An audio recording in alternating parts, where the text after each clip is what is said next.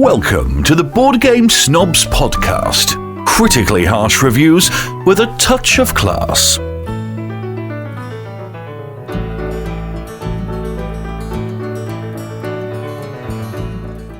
I played Clan. Well, you were there. You played it. It was you who I played it with. I taught you Clans of Caledonia. Yes. And we made the student became the master. Yes. In a mere hour. And you won. I was playing that game solo. It's an excellent solo game. If you haven't heard of Clans of Caledonia, it is a super Euro game where you're just making things. You're putting out sheep and cows and turning them into wool and cheese. It was reminiscent for me of viticulture. It was heavier than Concordia, but it floated around viticulture. The one thing I did not like about it was that there was a lot of icons, various icons that when you're learning the game, it was a little bit difficult to understand. And it seemed like there were bonus tiles for like shipping, like you go to this tile, and if you get to this tile and can connect with it, the various icons on the actual bonuses, I had to look them up. Same thing with the clans. The clans had all special powers, and I had to look them up. And it was confusing. And every time I played with a different one, it felt like it broke the game too much, which, of course, there's a variant where you just don't play with the clans. And then it's not Clans of Caledonia. It's just Caledonia. So we've discovered we don't really like asymmetrical games. No.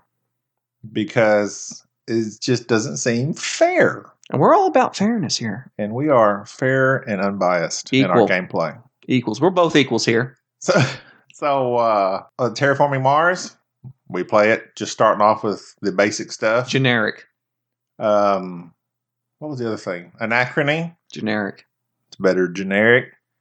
Because it just seems like one person, I mean, it is designed to be where you don't all have the same stuff. So somebody's going to have an advantage, it feels like, always. I wonder, I'd like to actually find out how designers ensure that by making a game asymmetrical, that they don't unbalance it.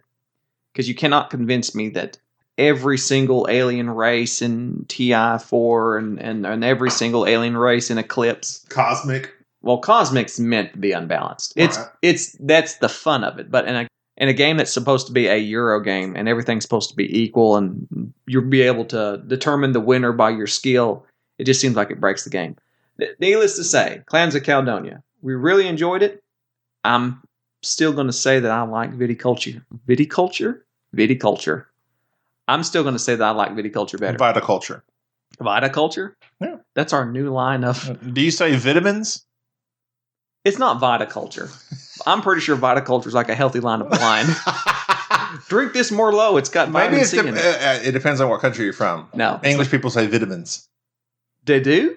Yeah. Vitamins? Vitamins. Have you taken your morning vitamins? No wonder they can't get their kids to eat their Flintstone vitamins.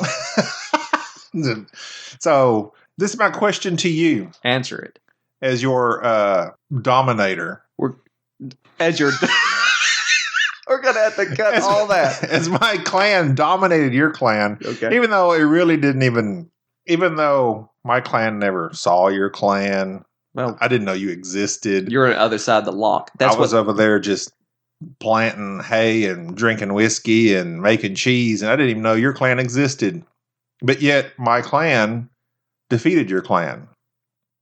But that's neither here nor there, because my whole point is, you taught me the game, and it was pretty easy for me to learn. Which that's saying something, because I don't always pick up on stuff real fast. But despite all the iconology, once I kind of got the idea, we were going. I'd say you taught me in 10 minutes. However, this is my thing. You played that game several times, and me not knowing really what I was doing beat you. Right. How? Why? Why is that? I feel that, and I'm glad you brought that up. I feel that there were certain bonuses in the game that you took advantage on. And the end scoring of Clans of Caledonia has this weird metric. I'll say it's weird. As you are importing goods into the country, which there are 3 main goods on this track that you keep close of, every export contract you make, you may get a bonus of importing these certain goods. At the end of the game, the good that was imported the most is worth the least, and the one that was imported the least is worth the most. And so if I import good A into the country and there's 10 units of that into the country and I've imported 10 of them, 10 times 10 is 100. You've lost me. It's math. It's just all math. Anyways, you basically beat me by that metric. You had enough of those goods imported, and I was not really paying attention of that. Yeah. You imported the most of the rarest of goods. The most. I have of the confused least. everybody so far by saying this. I have no clue where I'm going. I will say this: Clans of Caledonia. Well, it's basically a supply and demand track. I like that supply and demand track. The market. So if you but I'm saying even on that scoring thing, because if you import a bunch of stuff, well, I mean, there's a bunch of it, so the demand is low, so it's not worth as much. Whereas this is confusing to try and describe. This is very difficult. Here it is. Clans of Caledonia. As good as I am at describing games, I'm having difficulty with this one. Right. Let's talk about Skull. No. All right. Clans of Caledonia. Excellent Euro game. BGS approved. Yes. Probably one of the best Euro games put out in a long time. It is not better than the Viticulture Essential Edition. No. I would honestly recommend that over Clans of Caledonia. I certainly would recommend Concordia. Concordia is a little bit lighter, so they're harder to compare. But I like Concordia slightly better than... Well, I gotta give it to Clans on this one. Okay. I gotta give it to Caledonia. And since we don't use the Clans, we'll just say Caledonia. Where is Caledonia? It's near Concordia in Catan. It's in between Concordia and Catan. And Viticulture? Viticulture? It's beside the village near Concordia, but west of Catan. I'll take that. You gotta know where that's at. So, all right. So, just north of the Archipelago Islands.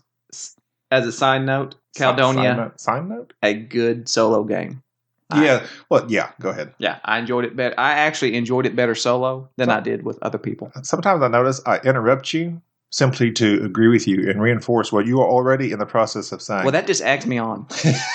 Yeah, Jared, you're right. Get him, Jared. Yeah, that's so true. I'd like to think that if I'm ever in a fist fight, you'll be behind me going, get him. Get him, Jared. Get him. Oh, yeah. Well, yeah, because that's what I said. Even as we were playing, I was like, I like the game. I'm filming it on your iPhone 8. I like the game, but it's a solo game. Even when we're playing together, I'm doing my thing, you're doing your thing. And our clans never met up. There's a neighboring thing that comes into play. We never crossed the lock. That's what they they call rivers over there are locks. And any more than 2-player, it could be a very long game. And I had my lock down. Lockdown. Good one. All right. So Clans of Caledonia, it's not out yet. This was the Kickstarter version. But if you're a Euro fan, you should definitely get it. If you're a solo player and you're looking for a Euro game. If you're a fan of Europe, get it. Get it. But get Viticulture first. Viticulture is just streamlined. Viticulture is just the bomb. It's smooth. It's smooth like wine. Like vitamins. Smooth like vitamins. All right. This is called a segue. I was trying to think of a way to segue into the next. Stop. Don't do segue talk. Okay. Just go into it. Just say, next up. I was thinking the other day about. Here we go. Your segues are all so pronounced. No. You changed the timbre of your voice and everything. Timbre? I sound exactly the same, no matter what. Whatever. I was thinking the other day of my future, which made me to question and think to myself, what is my destiny? Oh, my God. And then I got to thinking about the new Star Wars movie. And then I remembered Star Wars Destiny. We have spent probably a grand total of about $3,000 Don't tell my wife.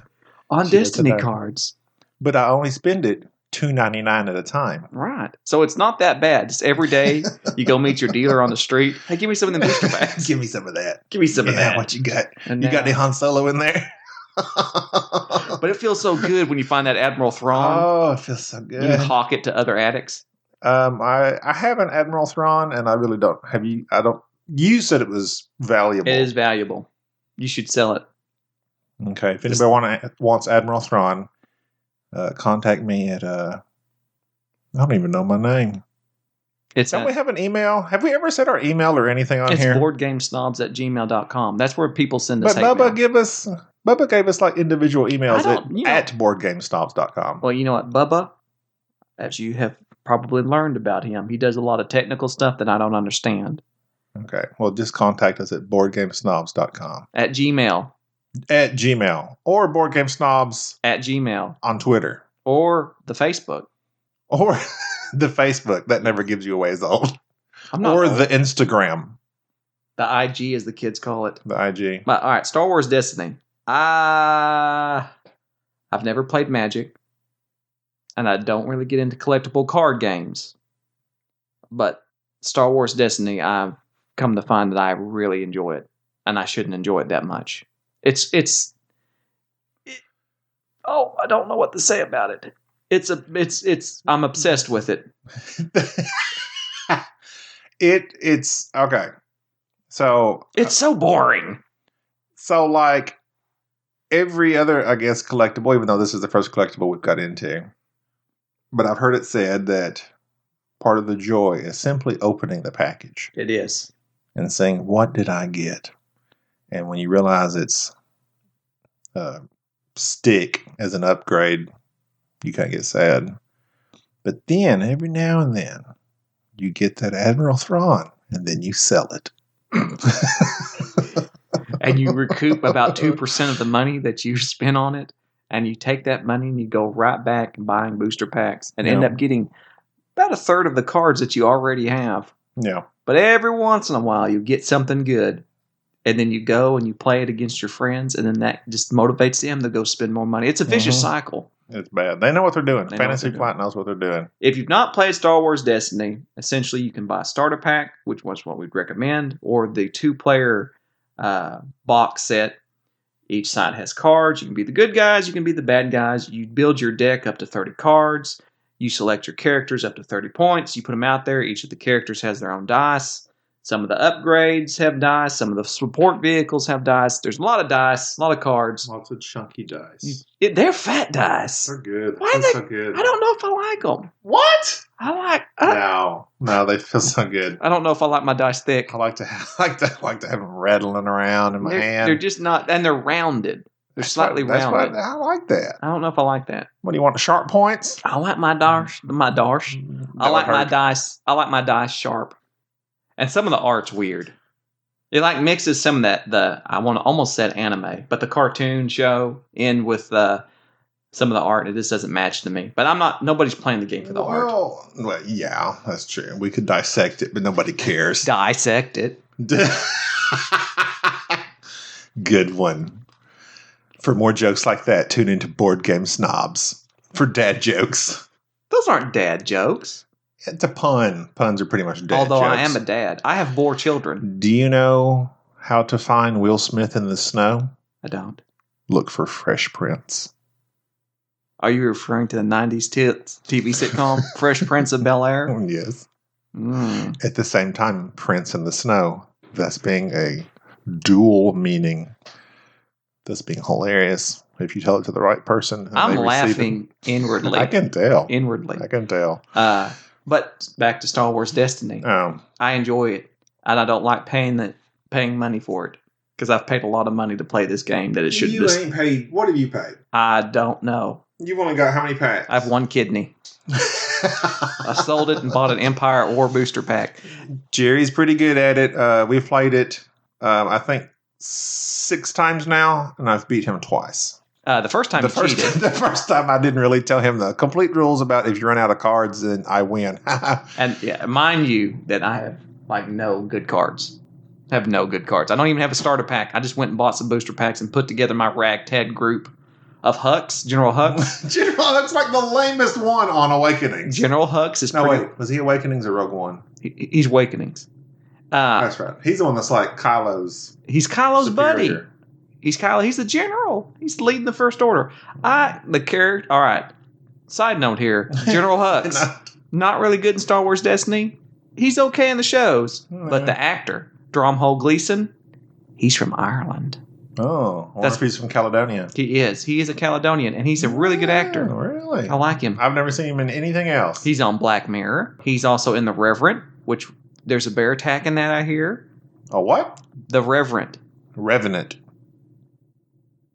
Okay. Revenant. Words. With Leo DiCaprio? With Leo DiCaprio, yes. That's with him. the Revenant. Oh, yeah, well, he's in that. Yeah. And he's in that one show where the guy gets So captured. basically everything that's like rated R. He gets captured by the Japanese. The one guy that got captured by the Japanese. Oh, the Unbreakable. the Angelina Jolie movie. No, not She directed it. Angelina Jolie. Yes. Really? Tomb Raider? See, this is why I have a podcast called Disagreeable Nerd, because I know TV and movies. If only you knew as much about board games as you do. Anyway, Star Wars Destiny. I beat you at Caledonia. I beat you at Destiny today. Don't buy Star Wars Destiny. No. It will own you.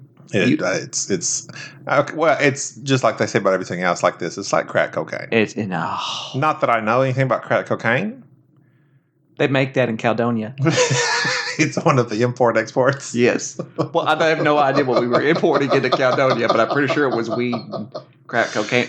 We should have looked at it. Here's our wheat, and here's some crack cocaine. I guarantee. You make crack cocaine. I guarantee. Well, you just take regular cocaine and you crack it, don't you? I don't know. Why do you add? So it's like a piece of chalk, and you just crack it and snort I'm wearing a sweater vest. Do you think I know how to make crack cocaine? It's 64 I'm sure I could outside. Google it. I'm sure I could Google it. Don't Google that. We have children listening to this. Oh, I'm sorry. This is a family show. Crack cocaine. This is a family show. I wonder if the FBI will come hunt you down if you start Googling how to make crack cocaine. Put the Google Chrome, put it in incognito, and they'll never know. Oh, yeah. I'm sure that's it. The people that Google Chrome are like, watch these idiots. Oh, yeah. No, nobody's watching. Go ahead and Google whatever you want. Yeah. Government knocking on your door the next second. We're watching you, government. No, just kidding. Just kidding. We've gotten way off course. There is a designer out there right now. We started off talking about Clans of Caledonia and then talking about Googling and making crack cocaine. Well, don't stop. Buy Star Wars Destiny. It will own you. It's just like, what's the one we've been playing the campaign? Near and Far. What? No. I'm just saying it's silly, lighthearted fun. And it's pure fun. Is it deep? No. Although there is strategy. Like, you got to pick your deck. Mm-hmm. And you got to know what to play when to roll your dice, when to put those things into effect. And if you do it in the wrong order, you're dead. You're dead. You know what else is dark and like crack cocaine? Actually, it's like Near and Far on crack cocaine. Hence very depressing. War of Mine. This War of Mine. I have bought and that played. War of Mine? The other War of Mine. Oh, that War of Mine. I've played it. And? I did not like it. What? Well, you're not saying what every other reviewer I've heard said. Well, no, there's some people out there not liking it. Like, I think the guy in the hat, he said that he Tom Bassel? Yeah, that guy. Are we not naming his name now? I couldn't think of his name. I blanked for a moment.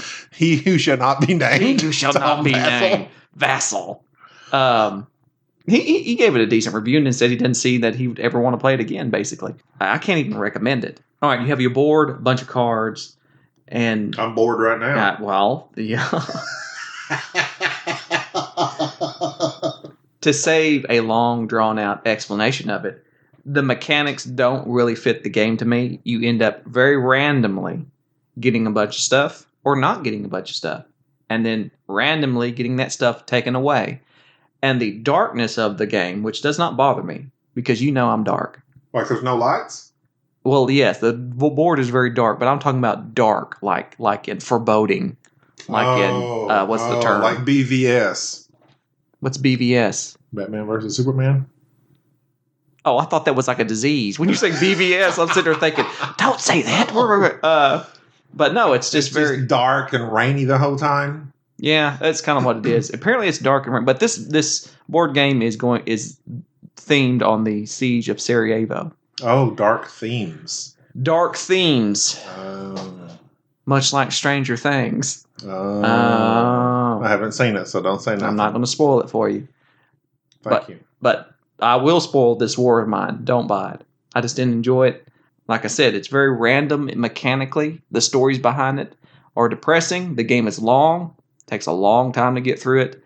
But what I wanted was a mature Near and Far. Some very light mechanics with some straightforward choices, perhaps, or with straightforward choices in terms of what you're doing with your little home base, but then going out into the world and having to make these hard decisions. And a lot of these decisions were either much like Near and Far. Either You fail, you don't do anything, or you do this and follow up on it.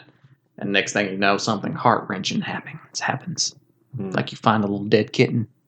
Oh. And then you later go back to check. And have to eat that. You have to eat the food. dead kitten. And then the mother comes looking for it. And you look out the window and it's Mal.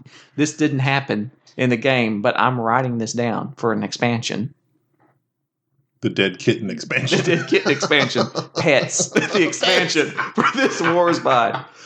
It's time to start eating Rover. Okay, just FYI, if any of this bothered you right now, then don't buy this War Bide because it is way worse than this. Yeah. Yeah, so this war of mine, it wasn't for me. This war of mine, not for me. What else we want to talk about? Tesla versus Edison. Tesla versus Edison. That we also the played this War week. of Currents. Is We that what played it's that. called? That's what it's called. Because Tesla versus Edison was the main game. This was the downsized 2-player I game. thought it was Tesla versus Edison duel. I don't remember. The 2-player game of Tesla. Tesla? Am I saying that? Tesla. Tesla? Not Telsia, as you've been Telsia? saying this whole time. Well, I don't know of him because we removed him from the history books. No, he's become very. There's like a whole fleet of cars. I named knew about the Tesla cars because that was in honor of him, Elon Musk. Elon Musk, Who's going to take us to Mars? Shout out to Tesla. Yeah, he's gonna Nikolai. What is Nikolai. Nikolai Tesla. Nikolai. Russian. Yes, I think he's from Caledonia. Caledonia. Oh, I can't do a Russian accent. You can't even. No, don't be doing accents. Can't do it. No, don't do accents. Red October. Madonia. I can do Sean Connery's Russian accent. Sean Connery's Russian accent. Anybody can do. Oh my gosh. Oops, sorry about that. Set that off. Sean Connery's Russian accent. Do it. Orion, most things in here don't react well to bullets. There you go. But no, the 2-player game, Tesla versus Edison. You taught it to me very quickly, but then you kept saying, "Oh," and then there's this rule. Oh, then there's this rule, and then like that one scoring round, you're like, "Oh, I forgot about when you win the round. I also get this." I didn't like that too much. Well, and that encapsulates everything I didn't like about the game. There were certain rules that were not that were easy to forget, but also, to me, kind of broke the game. It was, if you dominated in this one city, in this one region, you got the bonus. But then your opponent also got some smaller bonus. I didn't like that. It seemed like they were trying to balance out the game. Yeah, it was like a catch-up type deal. And then each character that you chose, whichever character you chose at the beginning of the game, had their own personal win condition. And I can't remember what your win condition is. I don't care. I just want to know, this is my objective. I want to go after it. I didn't like that. There were just 2 or 3 little things I didn't like. And when in a little game, you can't have 2 or 3 little things. In a big game, you can have 2 or 3 little things that you don't like. In a small game, one little thing breaks it. This game should have been distilled down even further, in my opinion. Well, and it's not as good as Hana Kanoji. When we were playing it, I was enjoying myself, and until we got to that one rule, like after the scoring phase, after the first round, and you're like, "Oh yeah, you get this," and I had won the city or whatever, and then you're like, "But then I also get this," but then I got the same thing because you won the other city. I just really didn't like that at all, but I was enjoying myself. And then you're like, "No, I'm done." And I was like, because once you taught it to me, and I realized that the 4 or 5 or 6 different actions you can take, and you draw those cards that tell you your actions, your assistants give you these 2 actions you can do or whatever. I was into it. I was just chugging along. I mean, it's not super hard. It's kind of mindless, but I was enjoying myself. But was it great? No. No. Hana Kanoji. That's great. That's the game. I'm sure we're saying that right. Hana Kanoji? I'm pretty sure I'm saying Hana Makoji. Hana Makoji. Hana Makoji. Well, whatever. That to me is a much better light 2-player game. Well, yeah. I mean, it's lighter than Tesla versus Edison. But no, it's not. No, it is not. You think so deeply when you're trying to figure out how to attract those geishas. But you have, 4 actions to take? But still, geishas. What is a geisha anyway? It's a Japanese woman that it's not a prostitute or anything funky like that, like you're thinking. I simply asked. No, I could tell. Geisha? Yeah, I could tell. I said, what is a geisha anyway? You are ignorant to the. And then I simply asked you for you to enlighten me, not insult me. I didn't mean to insult you, but I could tell you're over there. Everything I say, everything's bad. Well, usually it is. It's not bad. Geishas are no. I believe in your review online, you wrote something. I may have wrote. I don't even know. I don't even remember. I write things, and at times. So what is a geisha? You have yet to answer me. You just said she's a woman. I know that much. I forget. You need to lower your mic. I'll lower my mic if I want to. I have forgotten. Are you looking it up right now? Well, I'm trying, but I can't find anything else about geishas. Have we talked about Hanamakoji? No, but we love it. Hanamakoji. Buy it. You have a deck of, let's see here. The back of the box is in Japanese, so I do not know what it says. Oh, there it is. You have a deck of 7 geisha cards, 21 item cards, 8 action tiles, 7 victory markers. So what you're trying to do is trying to win the geisha's favor, and you do that by playing the item cards that... Why do I need to win a geisha's favor? Who doesn't want to win a geisha's favor? I don't know what a geisha is because you haven't answered me. I'm not going to tell you. You have to discover the powers of the geisha for yourself. Geisha, Gaiko, or Gaiji Those are are the traditional Japanese female entertainers who act as hostesses. And then they usually have various skills. Right. It's kind of like when you're trying to attract the attention of the hostess at Chili's, so she'll come take your drink order. It's like, what if I'm really funny? Maybe she'll come over here and refill my Long Island iced tea. Their skills include, if you're drinking Long Island iced tea, you're not funny, you're obnoxious. Their skills include performing various arts such as classical music, dance, games, and conversation. So you just like talking to them. Oh, right. Interesting. Okay. Now that I know what a geisha is, I can continue on in this game. And you can try to attract their attention. And I need me an entertainer. Yes. And once you've attracted their attention, if you attract 4 geishas or a certain number of their...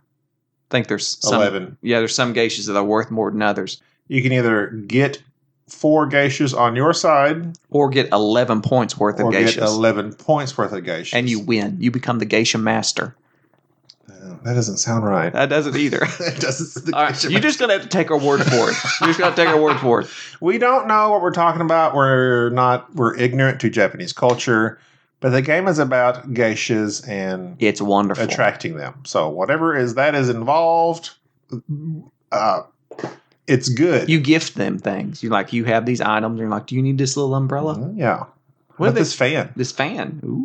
Will you come over to my side? And there's a little marker in the middle of the geisha card. It's like you move it to your side if you've attracted her, or the other person's side. Just like winning women's favor by giving them things. That's not sexist. That's just like in real life. Oh yeah, haven't you noticed that there are a lot of things in board games that are wrong? That when you really think of them, it's like this is not socially quite right. But yet we still play it. Does that make us bad? No. Well, that conversation's over. I'm glad. Says the man who keeps after the geishas. I mean, who stole my favorite geisha by offering her a ukulele. She betrayed my love and went to your side. Well, she liked the uke. The uke got her. That's not what that's called. A ukulele? You don't call it a uke. That's that animal like a deer that's in the... No, that's a yak. Never mind. Sorry. I have embarrassed myself once again. Now, not knowing what a geisha is, I understand, but a yak you should know. Yakety yak, don't come back. It was me or you, and you did it. Well, either way. Speaking about... Hanamakoji. Love it. It's super simple, but yet there's a lot of thinking that goes into it because you're trying to constantly outwit the other person, and it is just a fantastic 2-player game. You should buy it and try not to be offended by the theme if that theme offends you. But I'm not really sure there's anything to be offended by. So just take that with a grain of salt. You got Hanamakoji 2-player game. Tesla versus Edison 2-player game. We've already ruled that out because Jerry doesn't like it. Cave versus Cave. God. 13 Days. It's okay. Patchwork. It's enjoyable, but I prefer Hanakanoji over it. Okay, that's kind of what I was getting at. Kahuna with the bridges. Nope. I kind of like that It's too simple. Okay, so out of all those, Hanamakoji rules Hanakanoji and Onitama. How about Shot and Totten? Shot and Totten, no. Shot and Totten's nice, but it's not. It's too simple. Shot and Totten, no. Not in comparison. It goes Hanakanoji. Hanamakoji. Onitama. Onitama, I've only played one time. And ukuleles. Interesting. I haven't played ukuleles. The Yak. I don't know what you're talking about. That would be the name of your band. Your ukulele band, the Yak. The Yak? Yeah. Okay. No, those are not 2-player. Steam Torpedo, 2-player game. Don't even talk to me about it. Absolute 100% garbage. We couldn't. It's a 2-player game with a rule book like 3 pages long, but yet you literally cannot figure out how to play the game. And the reason, well, no, it's not so much that, but that's the Steam Torpedo game is that it's spatial. It has a spatial aspect in it where you're moving things around, and it's too confusing for such a light game, and you just don't get out of it. Now, I will say, 2-player game, and I prefer it 2-player. Raptor's okay. I'm talking about an obscure game that will plays 4. Yeah. I know where you're going. The King is Dead. King is Dead. If you don't know about Osprey Games' The King is Dead, I don't even know how to begin to describe it. Besides it being a somewhat area influence, area control, or you're moving cubes. And there's nothing I hate worse than just a game that just has cubes as its primary components. But The King is Dead is one of the sharpest and smartest games that was produced. I think it's 2015. I don't know, but you showed it to me, and it blew my mind because the concept is super simple. You add a cube or move a cube or cubes, and you take one off the board. And whatever you take off the board is your investment. Right. It is so you're investing. It's every time I can't even describe it because, okay, if you want to be invested in red, you have to remove red from the board, thereby weakening red's power. Right. And so it is that mechanic and the fact that you only have 8 cards throughout the entire game. Mm-hmm. You can only take 8 moves the entire game, if I'm remembering correctly. And just like you said, you want to be heavily invested in the winning faction, but by getting invested in them, by taking influence from them, calling one of their people to your court, I believe is what it was called, you are actually weakening their position. If it was just a solid 2-player, it is a solid 2-player game, but it plays better with 3, so never think of it as 2-player. Yeah. But The King is Dead at 3-player is probably one of the sharpest, short 3-player games I've ever played. It amazes me how there's some games that have 1,000 bits and pieces and rules and thick rule books and everything. And we don't like our rule books like we like our dice. No, I like my rule books thin and to the point. But yet, King is Dead, it's either 8 or 10 cards. I can't remember. Yeah. It's probably 8, but it doesn't matter. You have 8 moves. The entire game, you have 8 moves. It is a brain burner. It's amazing. It's an amazing game. It's one of my favorite games. I mean, of all time. Top 3. No, it's not top 3. But to be realistic, what I've come to find is a lot of people, and I'm going to get on my soapbox briefly before we end. When you take your top 10, you tend to congregate all the games that have similar mechanics or are like each other. Mm-hmm. Like, for instance, if you were just to ask me today off the top of your head, what's your top 10? Oh, yeah. Eclipse, Exodus, Forbidden Stars, Twilight Imperium. You take games that are all very similar in their theme and mechanics, and you meld them all together. If I really had to choose, quite frankly, my top games would not be ones of all the same mechanic. I'm going to have a variety, and The King is Dead would be in it because it is just that sharp. It is. That with being said, I think we've gone over our time limit today of what we're talking about in terms of our... Oh, we're going to BGG here in a week from now, from the time of this. I hope this gets posted before then. It will. Do you know how to post yet? No, I don't. It's still up to our IT guy. It's still up to our IT guy who is at home Shout out to Bubba. playing his ukulele.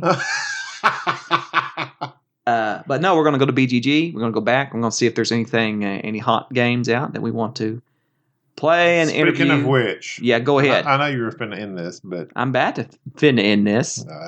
Well, whatever. So, at BGG, some games I had written down I want to play that I hope that are there. Alexander Pfister, Great Western Trail. Yep, I haven't played it. Hadn't played it. Jerry just got the Longshanks expansion. I don't know what it is. Longsvale. My Goods. Oh my goods. Oh yeah, What Revolt is in it? Longsdale. Longshanks. It was Yeah, like it's Robin of Longshanks in the Robin Hood movie. Remember that? with Yeah, Russell Crowe? it was a solo expansion to Oh My Goods, which is an excellent little game. He's in love with it. I'm in love with the solo expansion. Revolt in Alexander Longsdale. Pfister also. Okay, Jerry has yet to make up his mind on Mombasa, but I love Mombasa. It tickles my brain. You got 1,000 different ways to go. So Great Western Trail, we look forward to playing. I have written on here Solarius. I apparently watched a review on that and liked it, but I cannot for the life of me tell you what that's about right now. I tell you what I want to play, and I want to play it, even though I've heard some poor reviews of it, and I know the component quality is going to suck, is The Expanse. Well, yeah. I want to play The Expanse so bad. Question. Yes. Is that just because you like the TV show? Yes. Me too. That's it. And that's what's going to get me, is that I'm going to play the game, and the game might be good, it might not be good, but I want to play it. And plus, it's Jeff Engelstein. I've heard good things. Okay. And by hear good things, I mean I've listened to 2 reviews on it. There you go. That's enough. I've heard good things. Since we're a fan of Ryan Lockett. Near and Far. Okay, when I say a fan of Ryan Lockett, I'm a fan of Near and Far, his most recent game. Which I did not get the new Kickstarter Amber Mines tube, which is supposed to be good with cooperative and solo mode in it. It also changes up the mines section. It does? Mm-hmm. Really? That's why it's called Amber Mines. Oh, I see what you get. I thought it was like these yellow colored mines that they stand out in the street. No, mines. Oh, mines. Oh, I thought you were talking about the guys that don't talk. Islebound. Anyway, all that Ryan Lockett. Islebound. We go off on tangents and I forget what we were talking about. Islebound. Islebound. Islebound? Sure. Okay. Sure. If that's what you want to say, I'll allow it. Okay. I want to play Islebound. Islebound too. Islebound. It's about ships. I think there's ships in it. Yeah. I remember a ship on the cover. Okay. One of the main ones I want to play, and it's probably as dry as you can get, but it's been referred to by John Gets Games. You really like John, don't you? I like John. You know why I like John? Okay, we're getting off of that. No, tell me why you like John. I like John because, much like us, in these games that have been deemed super popular, John was saying he don't like it. He came out against Great Western Trail. He did not. He's the only one I can think of that does not. He didn't crow about it like everybody else did. What will happen when you like Great Western Trail? John will be dead to me. Hang in there, John. All right, what game was it? A First Class. Oh, yeah. It's a train game without Ticket to Ride. Without a train. Without a train. It's just cards. Oh, there's an idea. But I've heard he likes it.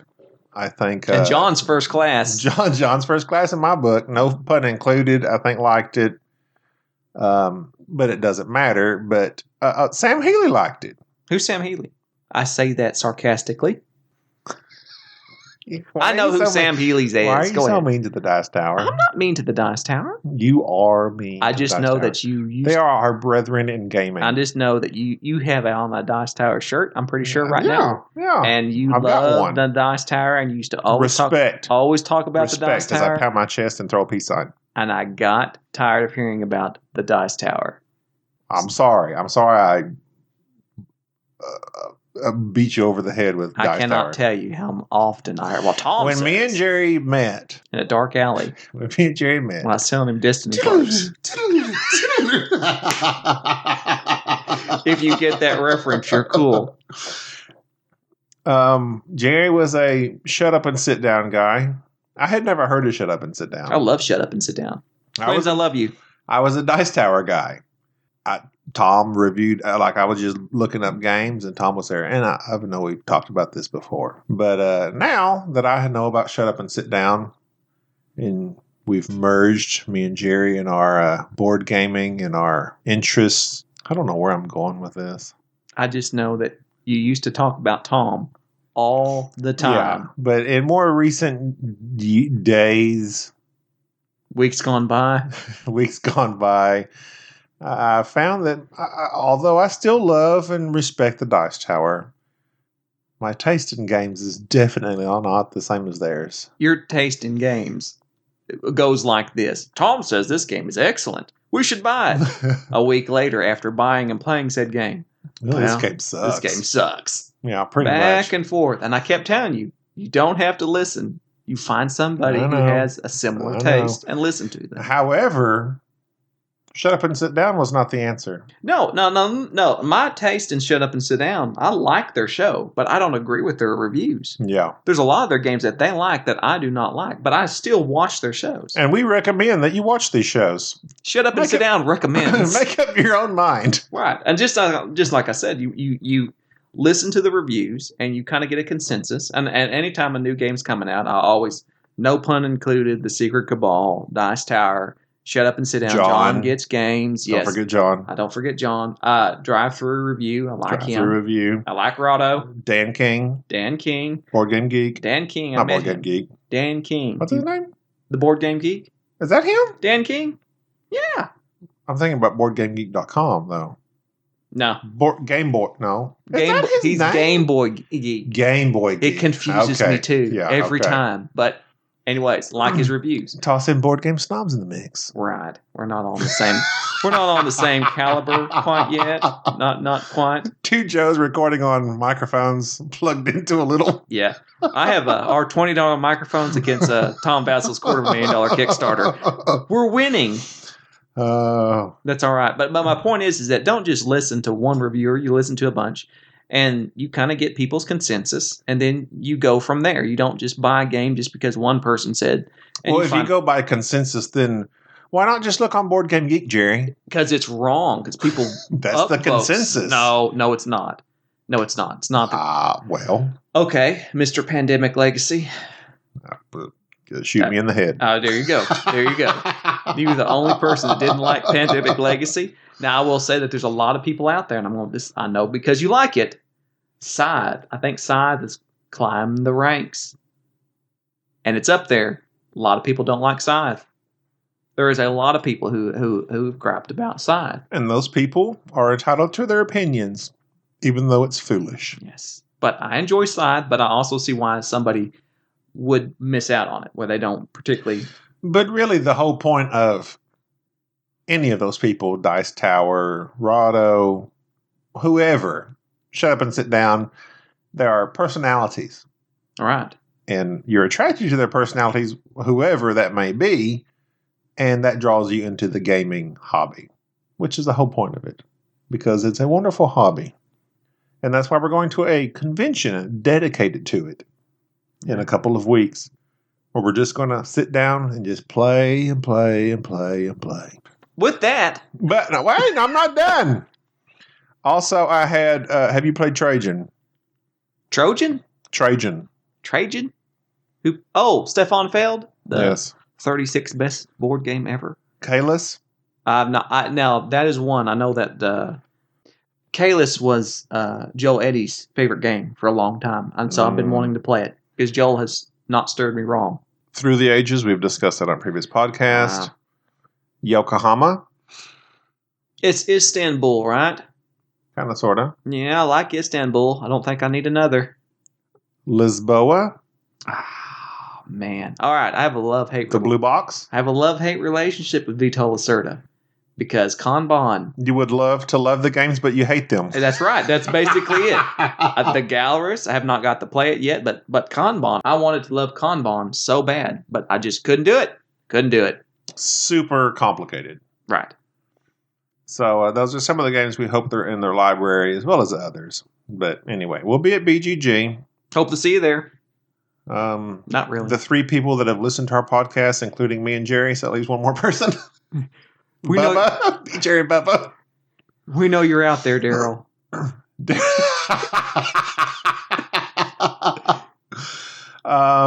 Okay, so we'll be there in a couple weeks. Hit us up if you want to. Maybe we'll have a shirt made by then. I'm not making a shirt. You're not? No, I'll make our own custom ukuleles. Oh my gosh. We'll be the guys over there playing the ukulele. I'm going to make a shirt. You make a shirt. I'll make a shirt. Tune in next time when we go live from BGG, sort of live. It will be recorded and posted soon while we're there. So kind of like we're being live. Semi-live. Semi-live from BGG. Yeah, let's announce that. Have a nice day. Bye. You're listening to the Board Game Snobs podcast. You have chosen wisely.